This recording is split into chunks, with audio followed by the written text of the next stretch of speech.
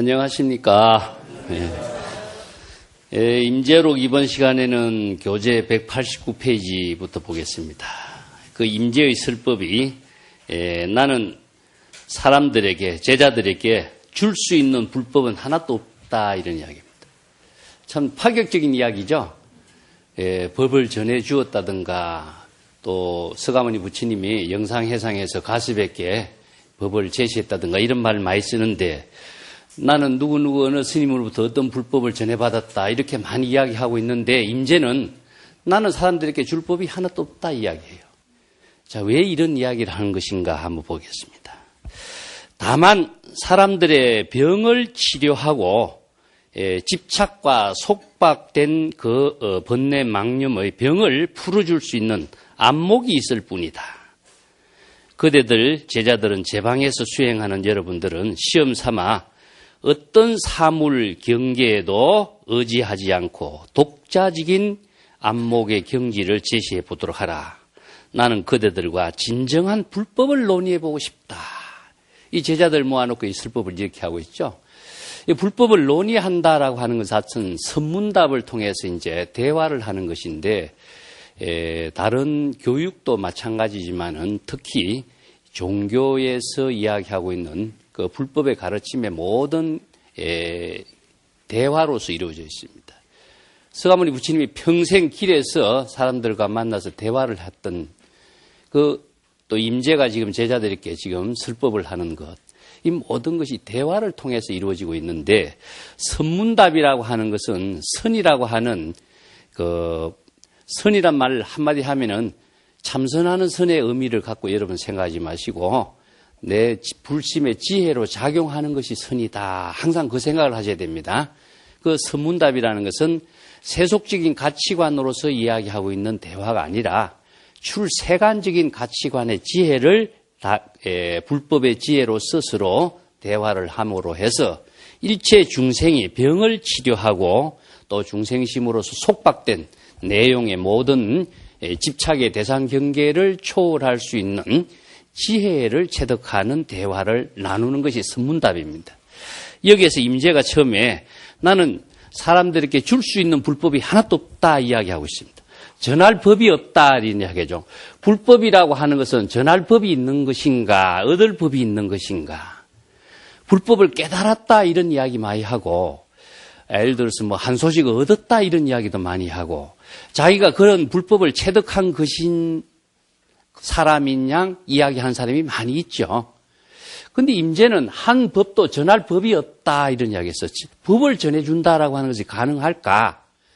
아니면 법을 얻었다, 어느 스승으로부터 법을 얻었다, 이것은 전해주는 것은 스승이고 제자 입장에서 전해받았다 하는 것은 덕법인데, 불법이라는 것이 과연 전해주고 전해받을 수 있는 그런 법이냐. 자, 이 점을 한번 경전을 통해서 우리가 한번 살펴보겠습니다. 그 무소유란 말 많이 하죠. 예. 무소유, 무소구, 무소덕 이런 말을 하고 있습니다. 자, 이것은 무슨 말이냐 하면은, 진여의 지혜라든가 모든 불법의 진실은 얻을 것이 있으면은 소유화되면 집착이 되고, 구할 것이 있어도 집착을 구하는 것이고, 얻을 것이 있어도 집착의 대상 경계를 구하게 되고 있습니다. 그 다음에 자기가 얻었다라고 하는 것은 하나의 자기 자신을 중생이 되도록 하고 집착의 대상 경계를 만들어버리기 때문에 진정한 자신이 지혜를 작용할 수 있는 능력을 상실하게 만듭니다. 그래서 구할 것이 있다든가 얻은 것이 있다든가 이런 것이 있으면은 깨달음의 경지가 아니라 오히려 중생이 된 경지가 되는 것이죠. 반야신경에서 뭔 이야기 합니까? 무지, 지혜도 없고, 역무덕이란 말 쓰죠? 역 얻을 것도 없다. 예. 얻을 것이 있으면은 안 되는 거예요.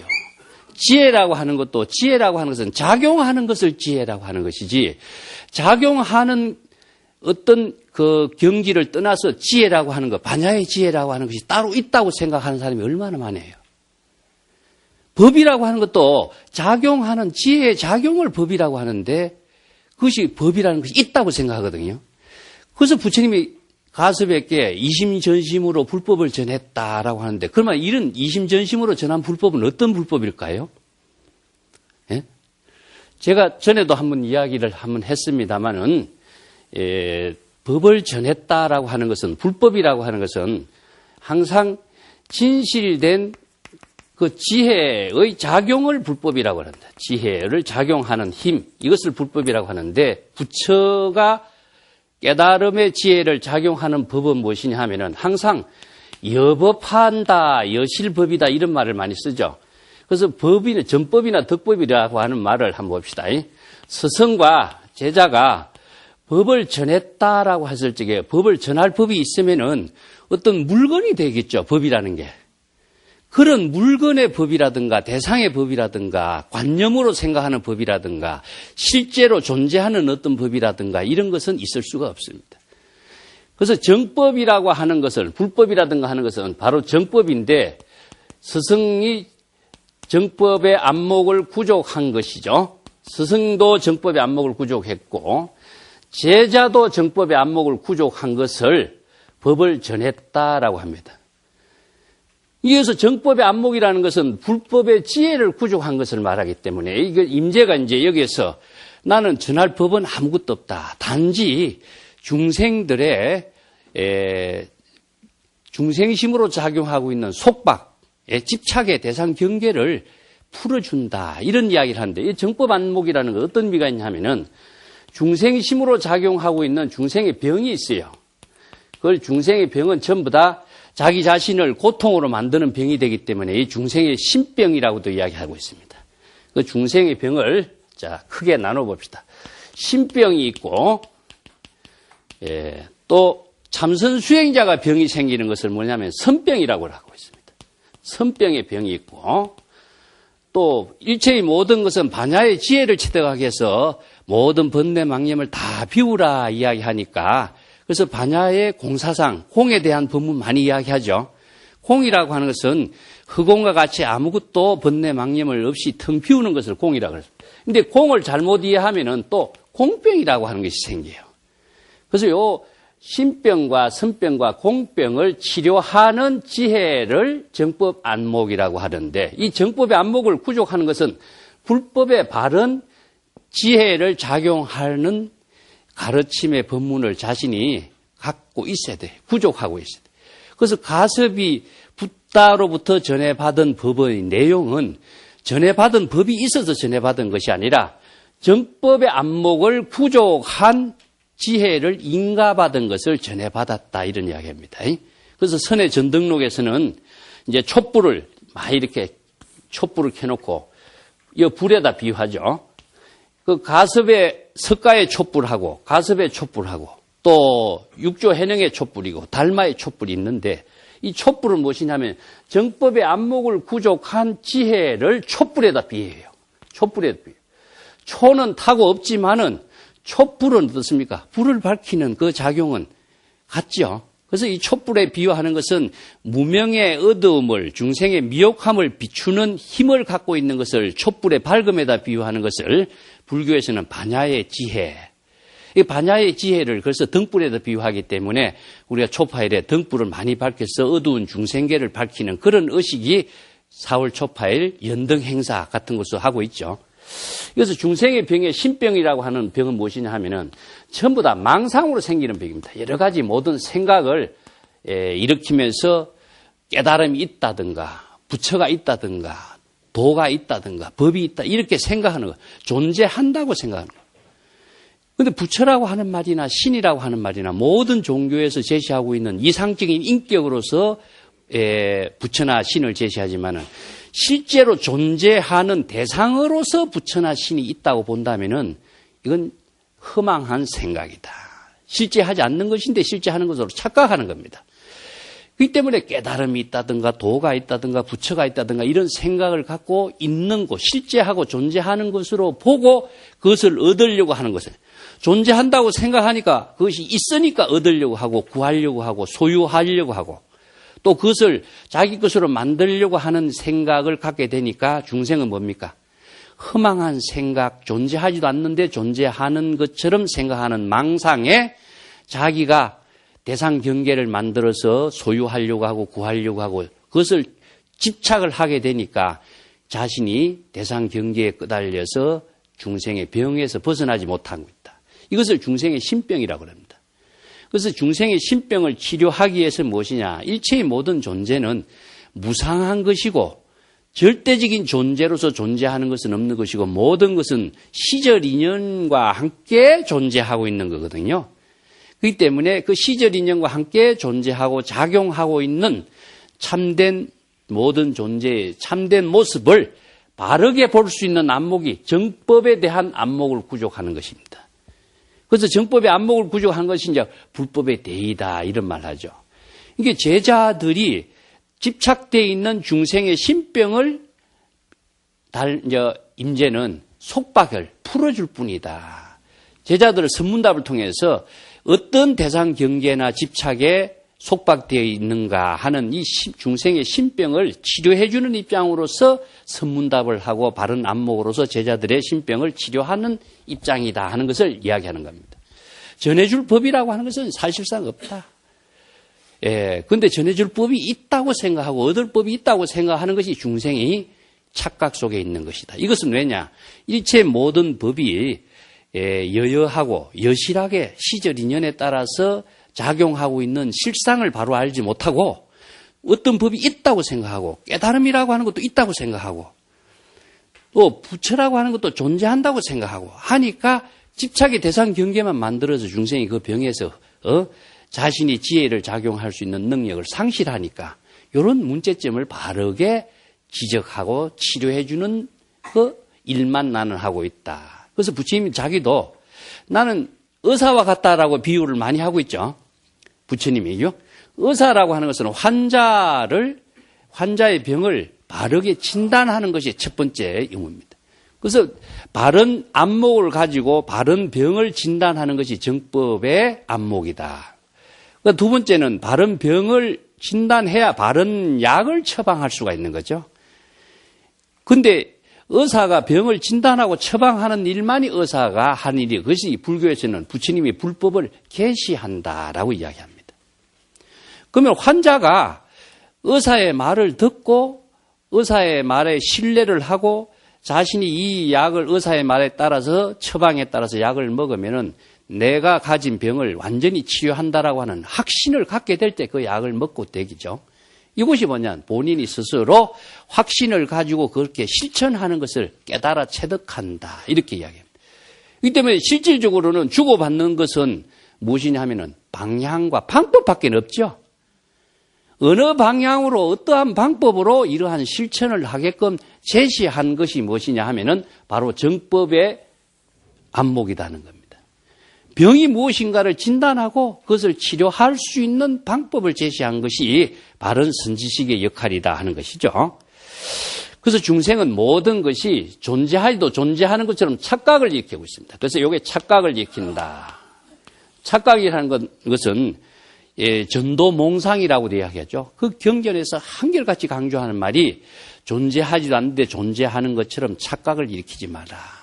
그 모든 것은 꿈과 같고 하나와 같고 아지랑이와 같은 것인데 실제 한다라고 생각하고 거기에 집착을 하면은 영원히 자신은 중생으로서 신병에서 벗어날 수가 없다. 이것은 이제 신병이라고 하고 선병이라고 하는 말은요. 참선 수행자가 마음을 비우라고 하니까 마음을 비우려고만 하는 잘못된 생각으로 참선 수행하는 것을 이런 것을 선병이라고 해요. 법에 의거해서 참선 수행을 해야 되는데 잘못된 안목을 갖춘 참선 수행을 갖게 하면은 수행을 하면서도 선의 수행을 하면서도 선병에 걸려서 바른 수행을 하지 못하는 수행자가 많아요. 이게 선병의 수행자라고 합니다. 선병의 종류도 여러 가지가 있는데 오늘 여기서는 좀 생략하고 다음에 또 이야기하겠습니다. 공병이라고 하는 것도 공이라고 하는 것이 일체의 번뇌 망심을 다 비우고 번뇌 망상을 비우는 것에 그 반야의 지혜를 작용하게 하기 위해서 방편의 법문으로 제시한 것이 공의 가르침인데 공이라고 하니까 어떻게 이해하냐면은 아무것도 없다 이렇게 생각하니까 허무주의로 보게 되겠죠. 여기 이제 금강경이라든가 중론 같은 데서도 단멸상이라고 그래요. 단멸상이라고 하는데 일체의 모든 것은 아무것도 없고 허무주의이다 하는 사고로 생각하는 것을 공의 잘못된 이해와 실천을 하게 되니까 이게 공병이라고 합니다. 그래서 대승불교가 공의 가르침으로서 위대한 방편의 법문을 제시하고 반야의 지혜를 체득할 수 있도록 공의 법문을 설해놨는데 바른 여법하고 여실하게 작용하고 실천할 수 있는 지혜를 구족하지 못하고 자기 생각대로 공은 아무것도 없는 것이니까 텅 비우는 것이다. 마음을 비워라. 이렇게만 하니까 마음의 지혜가 작용하게 하는 공의 가르침이 아니고 단멸상, 허무주의적으로 모든 것은 다 비우고 없는 것이야. 이렇게 생각해버리면 허무주의적인 공병에 떨어지는 환자가 돼버려요. 그래서 모든 가르침의 법문이라는 것은 방편의 법문이지만은 바른 여법하게 실천하는 지혜를 갖추지 못하면은 그 방편의 법의 또 다른 부작용 속에서 또 병에 걸린 중생이 된다 하는 겁니다. 이 때문에 중생에 또 집착하고 있는 것을 속박을 풀어준다 임재가 이야기하는데 그 집착하고 있는데 가장 많이 집착하고 있는 것이 무엇입니까? 부처라고 하는데 집착해버리고 신이라고 하는데 집착을 해버려요. 자, 부처가 되도록 하는 것이 불교의 가르침인데 부처를 대상으로 의식의 대상 경계로 집착을 하니까 영원히 자기가 부처가 될 수가 없죠. 이것이 바로 바른 정법의 안목을 갖추지 못했을 때에 이렇게 생기는 병을 중생의 병이라고 합니다. 이런 속박된 중생의 병을 치료해주고 그 속박된 집착을 벗어날 수 있도록 바른 안목으로 제시하는 것이 임재, 즉 선성, 선지식의 할 일이다 하는 것을 이야기합니다. 그래서 어떤 법을 떡 주어가서 묘약을 떡 주어가지고 만병통치처럼 해결하는 것처럼 이렇게 한다면은 이건 정말 잘못된 오류에 빠질 수가 있다 하는 겁니다. 그래서 임재가 제 방에 많은 선지식들이 시험 삼아 질문을 합니다. 자, 정법에 대한 안목을 구족했는가, 구족하지 못했는가 시험 삼아서 질문을 하는 것이 선문답이거든요. 우리가 각자 깨달음의 경지를 이루고 있는 세계를 기실론에서는 이연진여라고 합니다. 깨달음의 경지에서 작용하는 그 힘을 어느 문자를 초월했다 하는 것으로 이연진여라고 하는 것인데 그걸로서만이 바른 정법을 우리가 체득할 수가 없어요. 예? 예. 예. 일체의 어느 문자를 벗어난 경지를 이연진여. 이것은 그래서 분립문자다. 분립문자뿐만 아니라 일체의 마음의 심행첨멸이라고 하는데 마음의 의식작용이 모두 다가 소멸된 경지다. 이렇게 했어요. 그래서 어느 문자를 초월하고 마음의 의식작용까지도 소멸된 경지에 이런 경지가 바로 우리 본래 진여 청정한 그 세계입니다. 이걸 부처의 지혜 작용을 하는 세계를 이렇게 표현하고 있어요. 그런데 이연진여, 부처의 경계를 부처는 그 경계의 깨달음의 세계로 살고 있지만은 그러면 중생이 그 경지에 부처의 경지에 삶을 실현하게 하고 지혜를 작용하게 하려면은 언어를 통하지 않고서는 이 경지의 방향과 방법을 우리가 알 수가 없죠.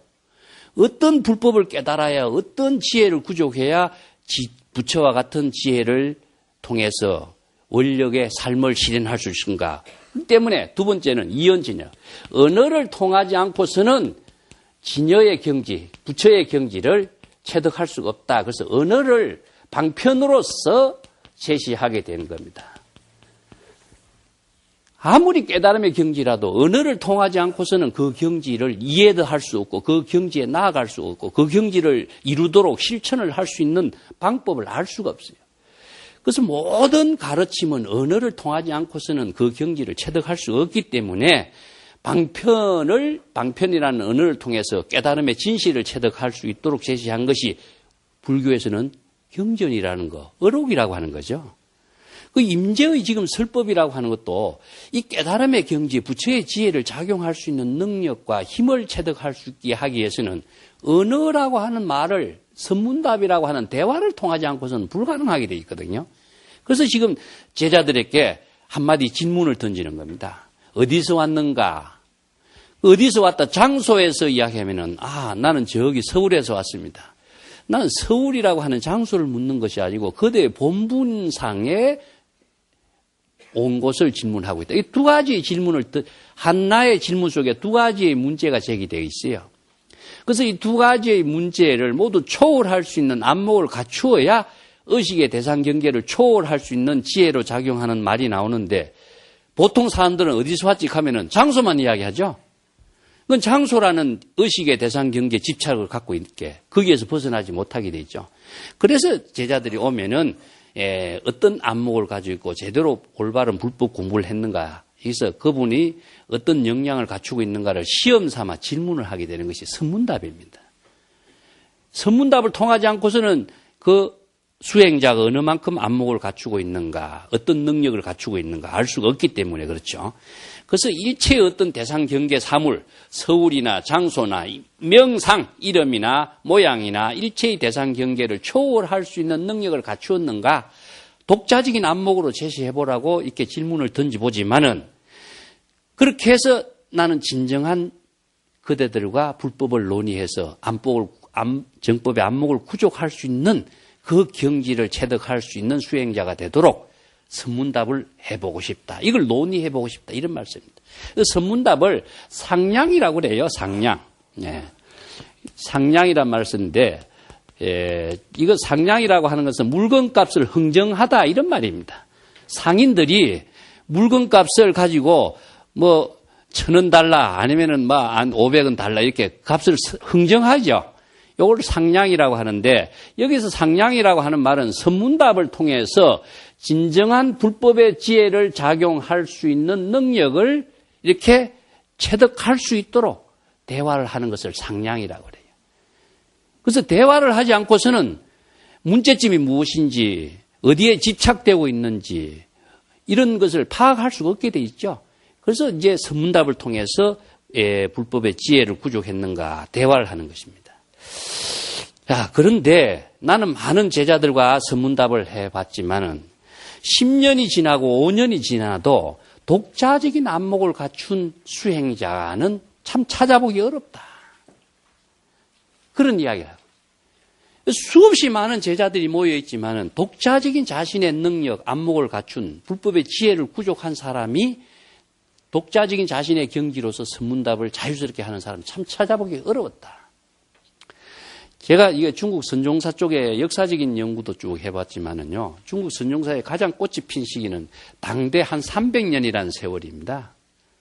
300년이라는 세월 동안에 기록된 내용이 전등록이라는 책도 있고, 또 많은 선생들의 어록이, 조사선이 가장 꽃피운 시대가 그 한 300년이라는 세월인데, 전등록에 등장한 인물 여러분들이 1700공안이라는 말 쓰죠?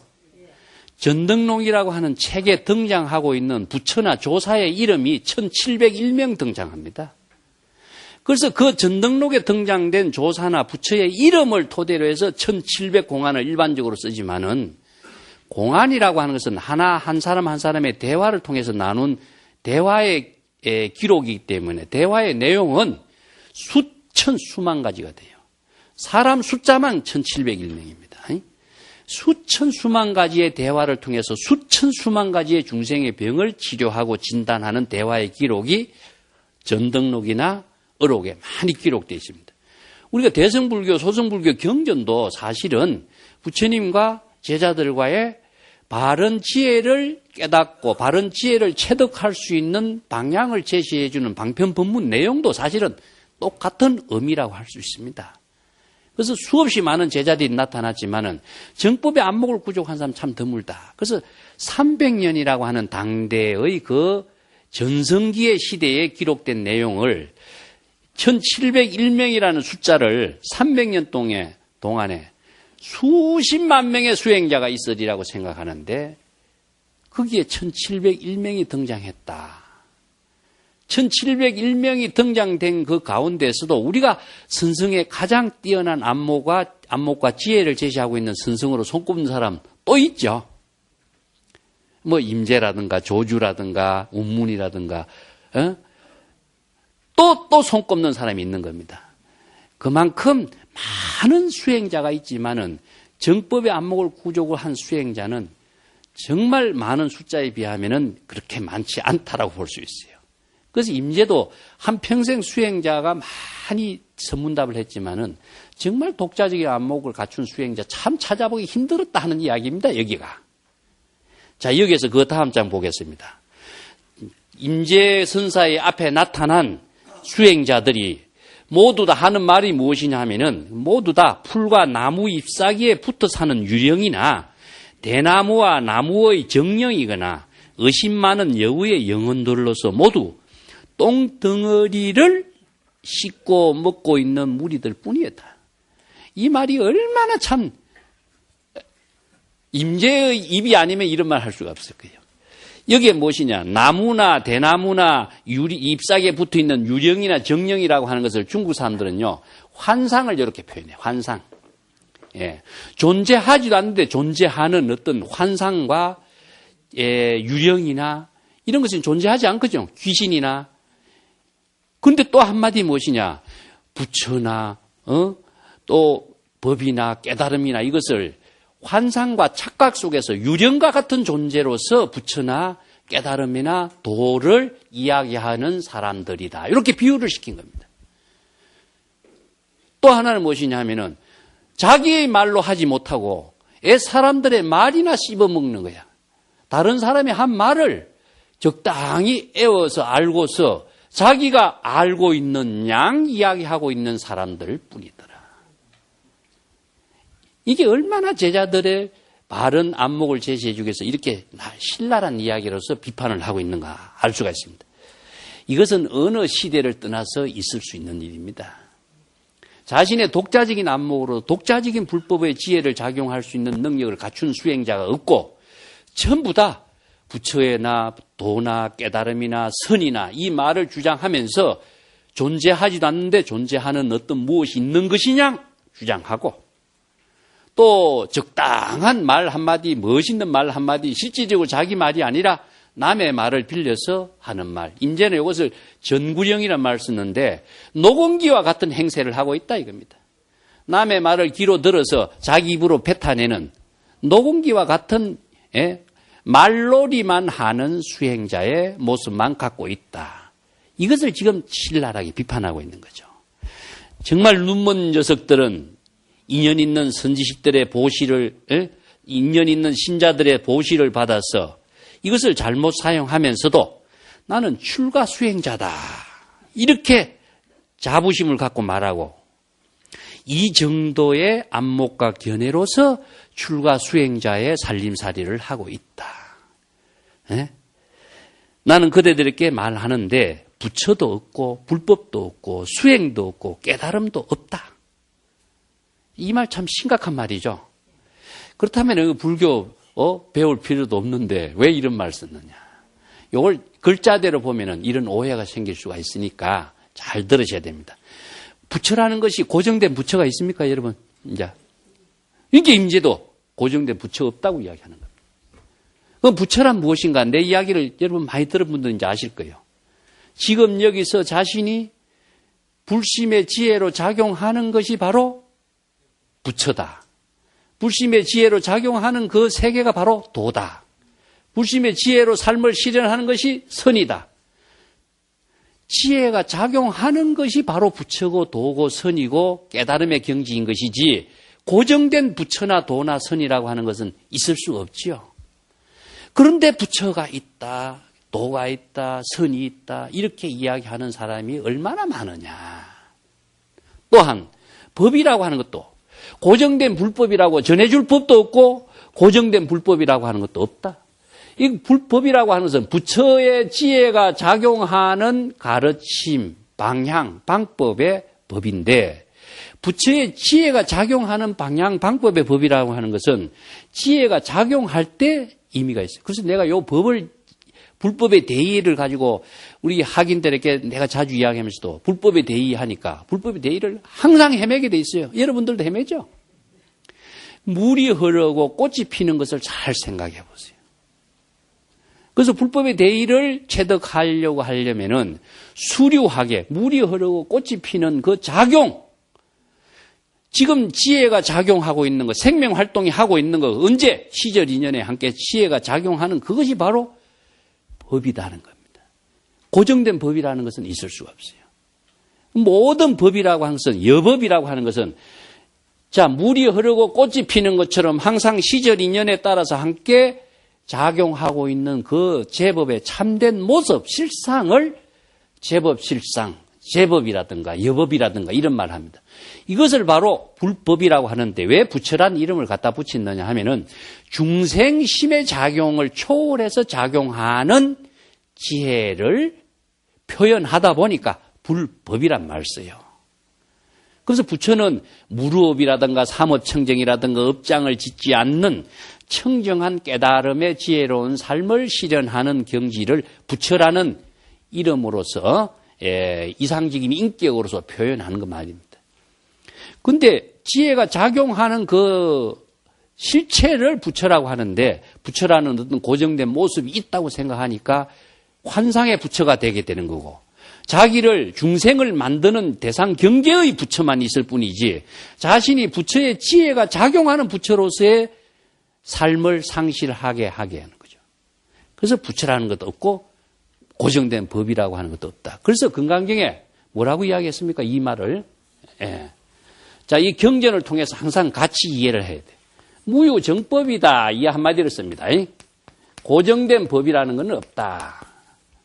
고정된 법이라는 것은 있을 수가 없다. 왜냐? 일체의 모든 법은 시절 인연과 함께 작용하는 것이기 때문에 안욕따라 삼약 삼보리도 고정된 법이라는 건 없고 부처도 깨달음도 모든 것은 시절 인연에 함께 작용하는 법은 불교의 방편법문으로 제시됐지만 고정된 어떤 법은 없기 때문에 금강경에도 무유정법이란 말을 쓰고 실무유법이라는 말을 씁니다. 실체로서 존재하고 있는 법이라고 하는 것은 없다. 어떤 고정된 실체로서 존재하는 법이라는 건 없다. 그렇기 때문에 임재가 나는 제자들에게 누구에게 전할 법이 없다. 전할 법이 한 법도 없다. 이렇게 이야기합니다. 이 법에 대한 바른 이해, 부처에 대한 바른 이해를 알지 못하고 우리가 불법 수행과 불법의 지혜를 작용할 수 있는 능력을 갖춘다는 것은 불가능합니다. 또한 수행도 없고 깨달음도 없다. 이 말도 이야기해요. 그럼 불교 수행은 왜 하고 깨달음을 체득하기 위해서 수행할 필요는 뭐 있냐? 이렇게 또 이해할 수가 있겠죠. 이것이 뭐냐면은 수행이라고 하는 것은 자신이 여법하게 작용하는 것을 수행이라고 하는데 어떤 수행을 해서 깨달음을 얻을 것이 있다라고 생각하는 것은 중생의 착각입니다. 자, 수행이란 말을 내가 자주 가끔 했습니다마는 바바나라고 합니다. 이게 바바나라고 하는 말의 산스크리트 언어가 무엇이냐 하면은 불교의 수행은 환원성이라고 내가 이야기했습니다. 자, 진여, 본래의 진여, 우리의 청정한 자성으로 되돌아가는 것을 수행이라고 한다. 그 우리가 어디에 살고 있습니까, 지금? 항상? 존재하지도 않는데 존재하는 환상과 집착 속에 살고 있죠? 이것이 뭐냐? 중생심으로 살고 있다. 그 중생심의 작용을 심, 의, 식 세 가지로 항상 이야기하고 있죠. 기실론에서. 심은 무엇이냐면은 자기 마음대로 생각하는 분별, 망상심을 심이라고 합니다. 그래서 화엄경에서 마음은 화가와 같다 이런 말을 하죠. 심여 공하사 이런 말 하죠. 자기 마음대로 그리고 싶은 그림을 마음대로 그리는 거야. 그래서 일체 유심조 이야기하죠. 마음이 모든 것을 다 조작해서 만들지 못하는 것이 하나도 없어요. 이게 뭐냐? 다 허망한 생각으로서 온갖 망상을 만들어내는 것을 망상의 일체 유심조라고 해요. 근데 의는 무엇이냐 하면은 자기 생각대로 좋고 나쁘고 막 생각해버려. 어디에? 대상 경계를 두는 겁니다. 그래서 어떤 의식의 대상 경계를 두면서 자, 예쁘다, 밉다 생각해버려요. 그 고무줄 척도라고 난 이야기에. 고정된 어떤 자가 아니라 고무줄이라, 고무줄. 자기가 늘리고 싶으면 늘리고, 줄이고 싶으면 줄이고, 자기 마음대로 생각하는 것을 의라 그럽니다. 그럼 자의적이죠. 이거 식이라고 하는 것은 무엇이냐 하면은 좋고 나쁘고 길고 짧고 분별을 하는 거예요. 분별적인 생각을 갖고서 자기 나름대로 판단하는데 이 중생심은 자의식이 있습니다. 그래서 중생심이 되는 거예요. 자의식을 갖고 주관적인 자기 사고로 가지고 모든 생각 판단을 하는 것이 중생이기 때문에 이것이 무엇이냐? 의식의 대상 경계로서 나타나는 것은 존재하지 않죠. 의식 속에만 있는 거죠. 과거의 모든 생각이 어디 있습니까, 우리가? 의식 생각이 있고. 미래에 대한 환상도 의식 세계만 있습니다. 근데 의식 속에서, 망상 속에서, 중생심 속에서만 있는 세계가 삼계가 되는 것이고, 육도 윤회가 되는 거예요. 근데 의식 속에 작용하고 있는 세계는 꿈과 같은 것인데, 의식 속에 있는 것이 실제로 있다고 생각하는 것이 누구냐? 중생이다. 이게 중생의 신병이라. 그래서 중생의 신병을 치료하기 위해서, 자, 일체의 중생심에 망념이 일어나지 않는 본래의 상태가 진여자성입니다. 진여. 그래서 수행이라고 하는 것은 중생심의 숲에서, 내가 비유를 합니다. 숲에서 진여자성의 집으로, 자신의 본래 집으로 되돌아가는 것이 수행이다. 이 되돌아가는 수행 방편으로 제시한 것이 무엇이겠습니까? 정토종에서는 연불, 나무아미타불, 이거 연불 방편을 제시했고, 선에서는 이제 좀 이따 나옵니다만은 자기가 망심인가 망심이 아닌가를 스스로 자각을 해라. 염기지각이라는 내가 자주 이야기했습니다. 망념이 일어난 사실을 자각해라 하는 것을 염기적각이라고 하는데, 망념을 자각할 때 망념을 자각하는 것이 바로 깨달음입니다. 망념을 자각하지 않고서는 깨달음이라는 것은 이루어지지 않게 되어 있습니다. 부처는 부처로서의 깨달음의 대상 경계가 없어요. 중생심의 작용을 통해서 부처의 지혜를 작용하는 것이 깨달음이고 부처인 것이에요. 그렇기 때문에 부처는 부처를 서로 대상 경계를 두지 않는 겁니다. 그래서 자각의 대상은 무엇이냐 하면은 중생의 망상을 불법의 지혜를 불법의 가르침으로 방편의 수행을 통해서 자각하는 것이 바로 깨달음이라는 것이 이루어져요. 그 깨달음이라는 건 어떻게 해요? 진여자성의 깨달음의 작용을 통해서 이루어지는 것을 불교에서는 수행이라고 그래요. 근데 진여자성을 닦으려고 수행한다든가, 그 깨달음을 또 얻으려고 한다든가, 이것은 뭐 어떻게 됩니까? 머리 위에다가 머리를 하나 더 얹는 꼴밖에 안 되는 거예요. 이게 무엇이냐? 망상의 수행이 있다. 망상의 깨달음을 가지고 망상의 깨달음을 얻으려고 하는 것은 또 중생으로서 또 중생심에 빠지게 하는 것에서 영원히 벗어날 수가 없죠. 이것을 바로게 설하고 있는 것이 임재라.